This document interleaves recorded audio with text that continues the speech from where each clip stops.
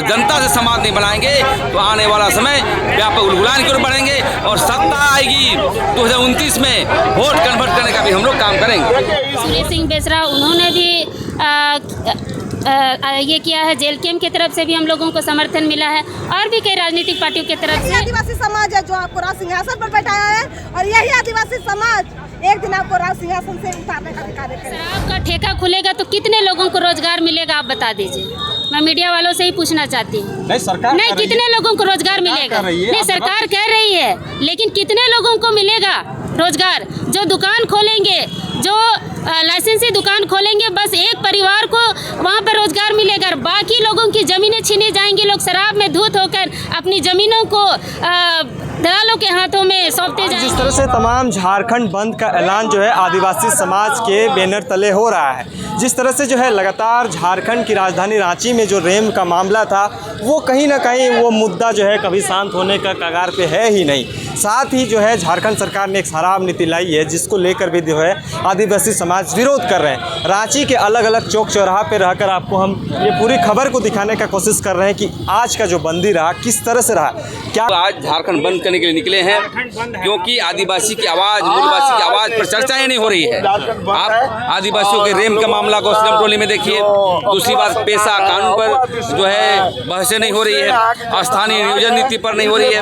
आदिवासियों की जमीन व्यापक रूप से लूटी जा रही है और तो और गोलियां चल रही है। आपने बेड़ों में देखा होगा, नागपुर में देखा होगा। तो हमारा कहना है कि अलग राज्य के बाद 25 वर्ष हो गए, एक भी बुनियादी सवाल पर नीतिगत फैसले नहीं हो रहे हैं और सीएम सोया हुआ है। इसलिए हम लोग एक संदेश देने के लिए बंदी किए हैं। आने वाला समस्या का समाधान नहीं होती है तो व्यापक रूप से उलगुलान होगा। हो सकता है कि नाकेबंदी भी करेंगे और 3 दिवसीय बंद करने का काम करेंगे आने वाले समय में। लगातार आप लोग इस रेम को लेकर आंदोलनरत हैं, लेकिन आपकी बातों को सुनने से इनकार क्यों किया जा रहा है? वजह क्या? सुनकर इनकार इसलिए नहीं किया जा रहा है कि हेमंत बाबू गदगद हैं। क्यों? पीछे दलाल लोग हैं, उनके कॉर्पोरेट घरानों के इशारे पर चल रही है। उनके आदिवासी मूलवासी आवाम पर कोई सारूकार नहीं है। और हमें लगता है कि धनानंद की तरह जाने के समय में एक होता था धनानंद जो नशा में चूर होता था, वो इसे नशा में चूर है।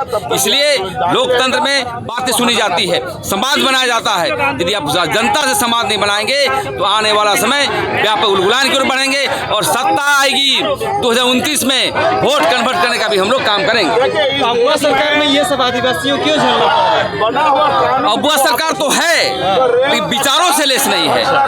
लोग बाहरी तत्व को इशारा करते हैं। हम यही चाहते हैं। गुरुजी को देखिए, शराबबंदी करते थे, उनका बेटा शराब बिक्री कर रहे हैं। कितना जो अंतर है। इसलिए देने का काम कर रहे हैं, बोल रहे हैं सरकार शराब नीति। शराब से ही रोजगार होगा तो शराब बेचो। शराबी लोग नुकसान होगा, बिल्कुल नुकसान होगा।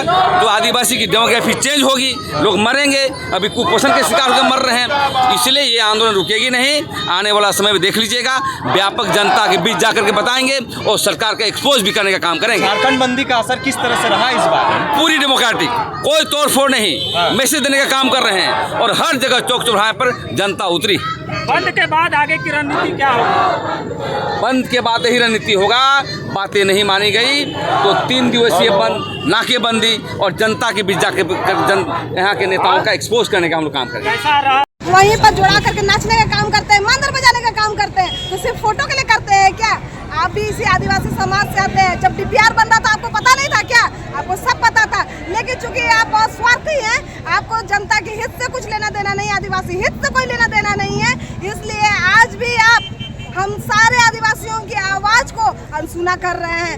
आप ये क्यों का जवाब उनसे पूछिए कि जो आदिवासी समाज आपको राज सिंहासन पर बैठाने का कार्य किया था, आज वो रोड पर है और आप एसी रूम में बैठ करके क्या कर रहे हैं? क्यों उनकी बातें आप नहीं सुन रहे हैं? ये क्यों का जवाब आप उनसे पूछिए कि इतने विरोध के बाद भी लगातार आप रैम का उद्घाटन की तैयारी कर रहे हैं। अरे हम लोग कहीं से भी विकास के बाधक नहीं है, कोई भी आदिवासी समाज विकास का बाधक नहीं हो सकता है और नहीं है। विकास हो, लेकिन हमारे आस्था के साथ खेल करके नहीं। आप उस रैम को थोड़ा सा अगर आगे घसका दीजिएगा तो हमारा आस्था का केंद्र भी बच जाएगा और आप विकास जो होना है राज्य का वो भी हो जाएगा। लेकिन आप चूंकि इतने भेदभाव करने लग गए हैं कि आदिवासी समाज के साथ आपको बैठना भी गवारा नहीं लग रहा है। आप ना हमारे बैठ करके हमसे वार्ता करना चाहते हैं, ना आदिवासी हित के बारे में कुछ सुनना चाहते हैं। ये स्वार्थी और अंधी बहरी का सरकार है। बस मैं इतना ही कहना चाहती हूँ कि स्वार्थ में डूबा हुआ व्यक्ति कभी भी जनता का हित के लिए नहीं सोच सकता है। और यही आदिवासी समाज है जो आपको राज सिंहासन पर बैठाया है, और यही आदिवासी समाज एक दिन आपको राज सिंहासन से उतारने का भी कार्य करेगा।